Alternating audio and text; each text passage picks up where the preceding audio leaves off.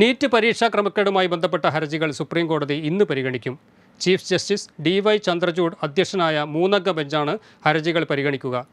Supreme കോടതി നിർദ്ദേശപ്രകാരം കേന്ദ്ര സർക്കാരും NTA-യും ഇന്നലെ സത്യവാങ്മൂലം സമർപ്പിച്ചിരുന്നു. ചോദ്യപേപ്പർ ചോർച്ച ഒറ്റപ്പെട്ട സംഭവമായാണ് 2 സത്യവാങ്മൂലത്തിലും പറയുന്നത്. നീറ്റ് പരീക്ഷാഫലത്തിൽ അസ്വാഭാവികത ഇല്ലെന്ന് കേന്ദ്രവും ടെലഗ്രാമിൽ പ്രചരിച്ച ചോദ്യപേപ്പർ ദൃശ്യങ്ങൾ വ്യാജമാണെന്ന് NTA-യും സുപ്രീം കോടതിയെ അറിയിച്ചു. ഹർജിക്കാരോട് പ്രധാന വാദങ്ങൾ ഒരുമിച്ച് സമർപ്പിക്കാൻ സുപ്രീം കോടതി നിർദ്ദേശിച്ചിരുന്നു. IIT മദ്രാസിൻ്റെ റിപ്പോർട്ടിൽ വ്യാപക ക്രമക്കേടോ അസ്വാഭാവികതയോ കണ്ടെത്തിയിട്ടില്ലെന്നാണ് കേന്ദ്രം സത്യവാങ്മൂലത്തിൽ പറയുന്നത്.